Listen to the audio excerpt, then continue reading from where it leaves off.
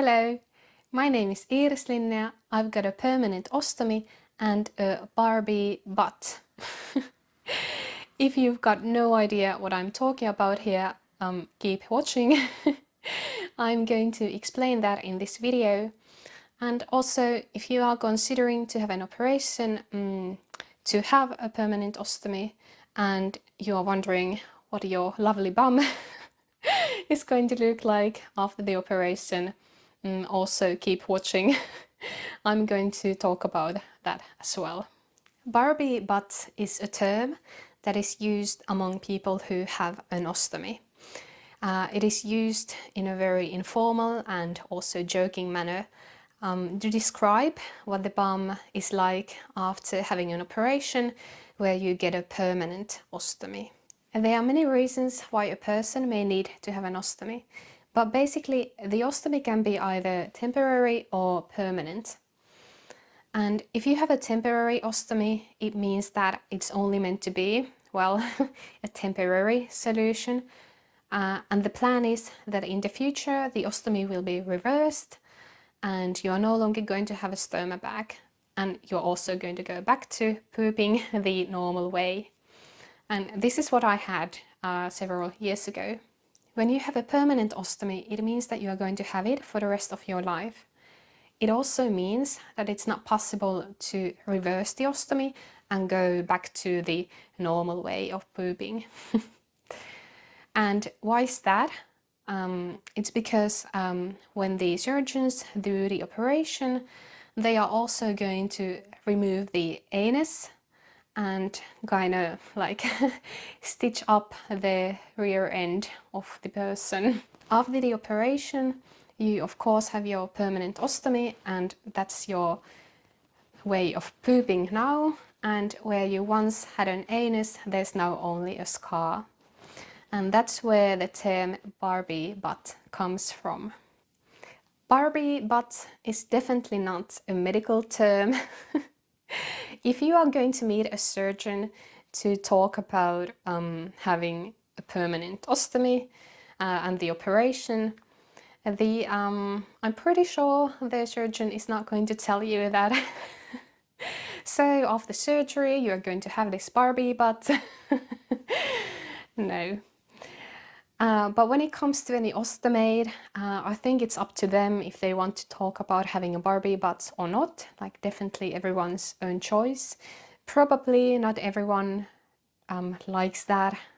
And also, if you are someone watching this video coming out of the circle of people who have an ostomy or some kind of disability or an illness that may lead to having a permanent ostomy, so if you are not kind of like part of the community, then probably I wouldn't use the term Barbie butt. I think, you know, when people have an illness or a disability, I think it's common that there are like inside jokes and an inside way of talking about things among the people who actually have the illness or the disability.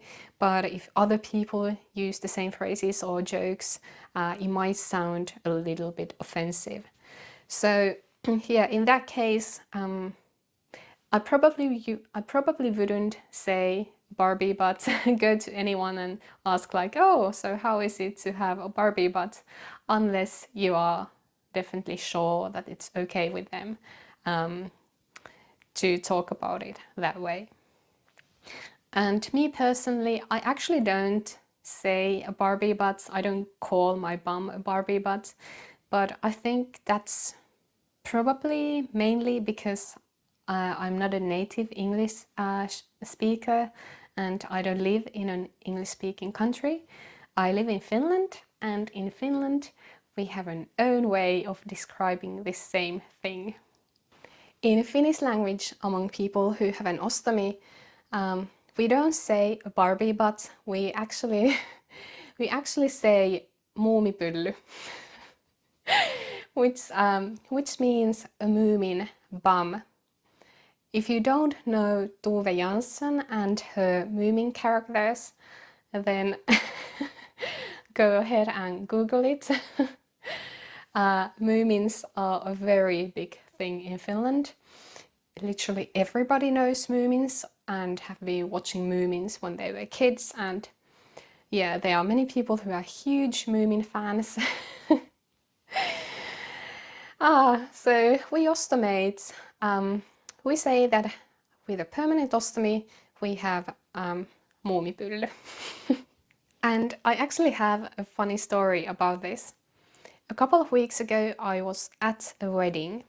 My dear good friend was getting married, and it was a beautiful evening. The sun was shining gently, and I was standing outside at the pretty wedding venue talking with a couple of friends of mine. And now just like going back in time a bit, so how what my ostomy journey was like. First, I used to have a temporary ostomy also back then, like all of my large intestine was removed, and I had a temporary ostomy. Then I had a J pouch, and since then 2022 I had my J pouch removed, and now I just have my permanent ostomy, which means that I only have my small intestine left. But anyway, so back to the wedding. I was standing outside talking with a couple of friends of mine, and these women, they are not very close to me. We used to study in university at the same time, so they are my friends, but just not very close. And we were just standing outside and talking, and one of my friends, she was asking me some questions about what is it like to have a permanent ostomy. And so my friend goes like, so do you have any of your large bowel left? And then I reply, no, I have muumipylly. Oh, and my friend, she was like, what? Muumipylly? Oh my goodness. And yeah, it was so funny. I started laughing. You see, having an ostomy, it's part of who I am. I'm going to have it for the rest of my life. It's just a very, very normal thing to me. And yeah, sometimes I forget that other people they are not so familiar with having an ostomy. There are many people who may know what an ostomy is or have some kind of an idea, but they still wouldn't really know what it like really means. What is it like to live with an ostomy, and how does it all work? And they definitely wouldn't know what a muumipylly or a Barbie butt is. Yeah, so it was just funny. Of course, I explained to my friend what I was meaning with muumipylly. But oh my goodness, like in Finnish, this just sounds really funny to say something like this. If you are considering to have a permanent ostomy, you may be wondering what your bum is going to look like after the operation. So let me just share my personal experience. But first, definitely talk to your own surgeon, because they will know your personal situation and what they're going to do during surgery and their potential risks and so on. But I can tell you what my surgeon was saying to me when I was talking about this operation with her. So if I understood correctly, she told me that it could be possible that the operation, where they kind of like stitch up your bum, that it could possibly change the shape of the bum. But that usually it wouldn't happen. That usually when they do this operation, the shape of the bum would be the same than before, and the bum would kind of like look the same than before. And definitely in my case, yeah, my bum, it looks the same than it used to. I mean the shape of it. So when I just live my normal everyday life, go swimming, whatever, when people see me, they wouldn't be able to tell that there's something different with my bum, that I like have a Barbie butt.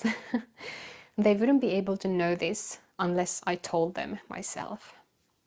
Before I had my operation and before I talked to the surgeon, I was actually wondering what the scar from removing my anus would look like.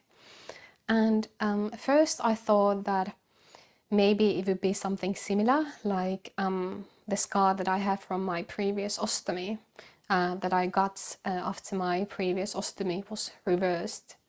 That scar is like kind of like round and oval shape. But the scar that I have from removing my anus, it's actually kind of like a long line. It's more like the scars that I have from laparotomy, meaning the times when I had open surgery.